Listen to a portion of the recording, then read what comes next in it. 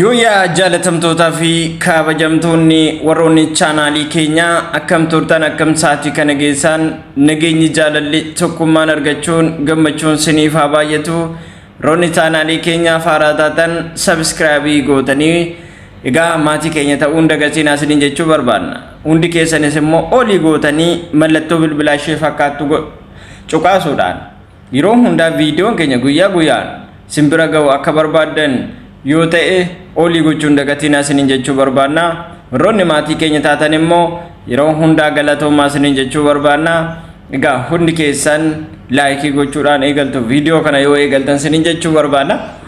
Kabajamtootaa fi jaalatamtoonni warroonni Wabii miidiyaa hundi keessan yeroodhaaf immoo walirraa faffagaannee turre haaluma garaagaraatiin nuuf mijannee kanumaaf walirraa faffagaanne jechuu barbaanna.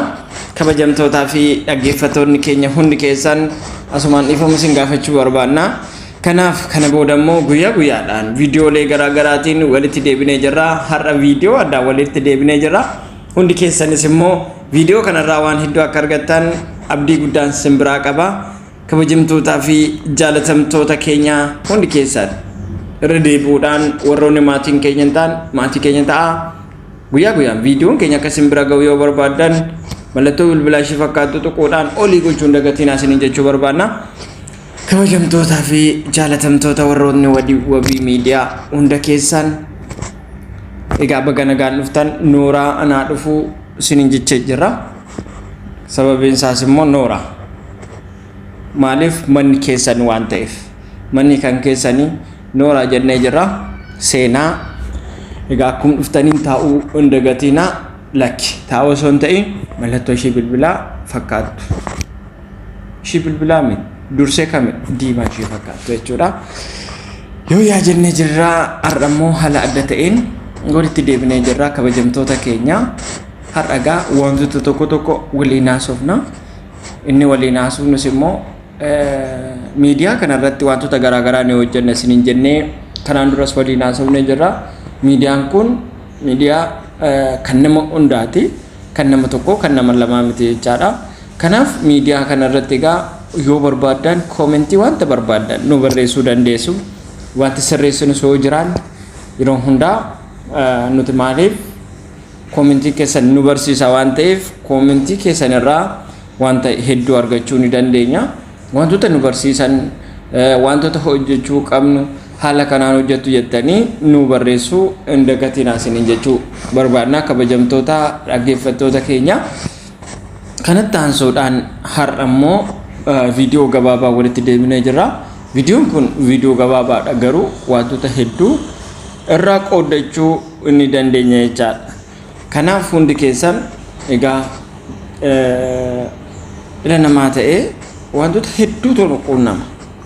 Wantoota hedduu jireenya dhala namaa keessatti wanti nama hin quunnamne tokko illee hin jiru. Kana isiniin jechuun koo jireenya dhala namaa gaafa jennu jireenya dhala namaa yookaan jireenya kee keessatti wantoonni si quunnaman hedduutu jiru. Isaan kana keessaa immoo wantoota nu quunnaman kanaaf akkamitti bira darbuu dandeenya yookaan immoo gara fuulduraatti maal gochuu dandeenya kan jedhu guyyaa har'aa waliin ilaalla. Kabajamtoota keenya egaa dhala namaa ta'e namni osoo waan tokko hin quunnamiin yookaan immoo jireenya isaa keessatti waan tokko otoo hin quunnamiin bakka barbaade namni ga'u hin jiru. Maaliif siif jireenya kee keessatti wantoonni garaagaraa chaleenjii yoo si quunnamanii fi gara fuulduraatti gaafa tattaafattu waan tokko gaafa si quunnamu siif yookaan namoonni baay'een maal godhu ni ammaarru jechaadha. Maaliifan kana ta'e maaliifan osoo akkas ta'ee jiraadhe jedhanii namoonni baay'een ni maal godhu jireenya isaanii keessatti ni rakkatu kan ni dhiphatu jechaadha. Gaafa wanti kun si quunnamu jireenya kee keessatti wanti tokko otoo si hin quunnamin bakka barbaadde ga'uun gonkumaa akka hin jirre yookaan immoo akka hin danda'amne gaafa beektu gaafa waan tokko si quunnamu maal ta'utu sirra jiraata. Siin gara fuulduraatti akka deemtu beekuutu sirra jiraata jechaadha. Namni tokko fakkeenyaaf jireenya isaa keessatti namni tokko manaa bahee otoo goodaa keessa deemu gufuu wayii dhaamoo yoo sim jedheetuma bakkee tokko taa'aa oole gufuun kana beekuutu sirra jiraata. Sababiin isaa maaliif namni sun wanta olii gadee deemu wanta bakka wayii gahuudhaaf ba'eef kan wanta sun dha'u. Garuu immoo namni iddoo sana taa'ee bakkuma sana taa'a waan tokko dhahuu hin danda'u. Jireenya kee keessattis immoo atis gaafa guddachuudhaaf tattaafachuudhaaf gara fuulduraatti deemtu namoonni baay'een maaliif gufuu kan sitti ta'an wantoota lafa jiran qofa osoo hin ta'in namarraa ni eegala jechaadha. Maatiirraa ni eegala. Jireenya kee keessatti yookaan immoo chaleenjiin iddootti si eegalurraa beekuutu sirra jiraata. Dhala namaa ta'ee warroonni bakka guddaa ga'anii fi jijjiirama gaarii fidan har'a namoota miliyoona lakkaa'aman yookaan miliyoona lakkaa'an gufuun otoo isaan hin dhahin osoo hin ta'in gufuun isaan dhahiti jechaadha. Gufuun yoo isaan dhahes immoo gufuun sun yookaan chaleenjiin sun isaaniif barnoota. Kana isin jechuun koo isaaniif barnoota. Maaliif namni tokko gaafa waa tokko hojjetee dogoggora sanarraa maal godha ni barata malee dogoggora isaatiin hin gaddu jechaadha.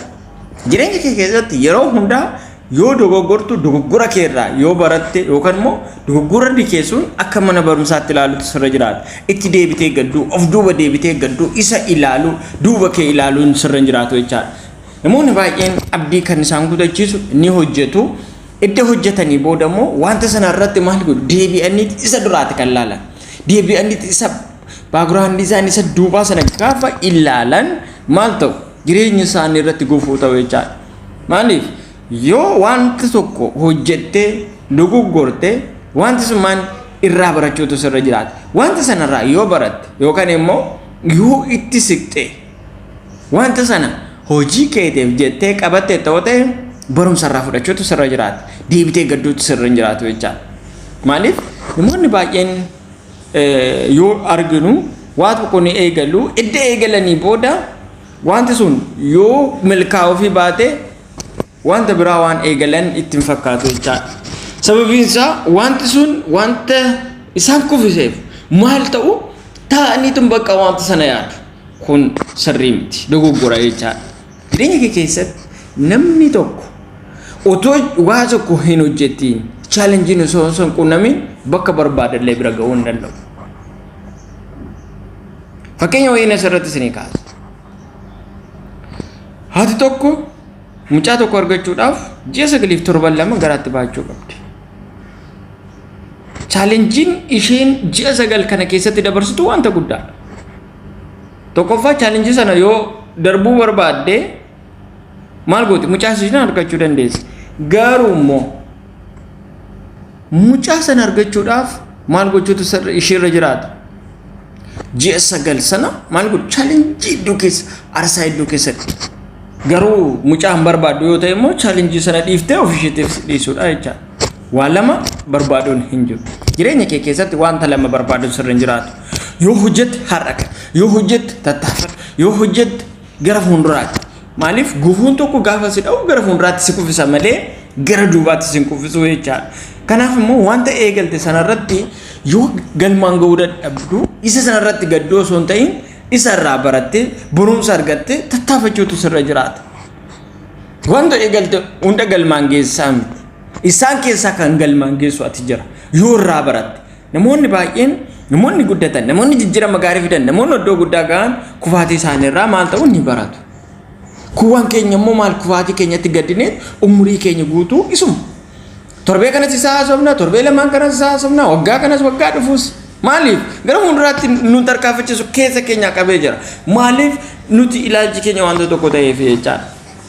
Kabajamtootaa fi dhaggeeffattoonni keenya hundi keenya jireenya keenya gaafa jijjiiruu barbaannu wantoota hedduun nu quunnama. Wantoota nu quunnaman kanarraa ammoo barachuutu nurraa eegama. Yaa barannu. Wanta nu quunnamurraa yoo baranne wanta bu'a qabeessa hojjechuu dandeenya. Wanta tokko qabnee maal gochuu isuma qabnee taa'uu osoo hin ta'in wanta sanarraa barachuu kufaatii keerraa barachuu malee itti gaddoon sirra hin jiraatu jechaadha. Chaleenjii yoo si quunnamu chaleenjii maaliif si quunname akka guddattuuf akka tattaafattuuf akka deemtee barattuuf maaliif chaleenjii tokko gaafa si quunnamu maal guddachaa jirta jechaadha deemaa jirta yoo deemuu hin jiraanne chaleenjii si quunnamu. kabajamtoota fi jaalatamtoota keenya hundi keenya guyyaa har'aa haala adda ta'e waliin dabarsinee viidiyoo kana walitti deebinee jirra. kabajamtoota fi jaalatamtoota warroonni Wabii miidiyaa hundi keenya immoo yeroo gabaabaa keessatti immoo viidiyoolee guyyaa guyyaan kanaan booda viidiyoolee guyyaa guyyaan hojjennee hundi keessan immoo viidiyoo kana galmaan geessanii yookaan immoo sheerii gootanii hiriyoota keessan yoo irraa barattan ga'uun dagatinaa sinin jechuu barbaanna. Inni biraan immoo kana booda walirraan fagaannu wantoota garaagaraa viidiyoolee garaagaraa waliin hojjechuu ni dandeenya. Kanaaf hundi keessan immoo wanti isinirraa eegamu subscribe gootanii mallattoo bilbilaa tokkodhaan olii gochuudhaan yeroo hundaa viidiyoon keenya akka isin bira ga'in immoo like gochuu hin dagatinaa nu jajjabeessaa. Yeroo hundaas immoo koomentii keessan barreessuu hin dagatinaa. Koomentii keessan immoo nuti immoo dubbannee barumsa iddoo waan irraa argannuuf nu barsiisa waan ta'eef jaalallii fi tokkummaan argachuun siniif haa baay'atu. Bakka jirtanitti nageenyi keenya si waliin haa ta'u. Galaatoomaa horaa bulaa deebanaa.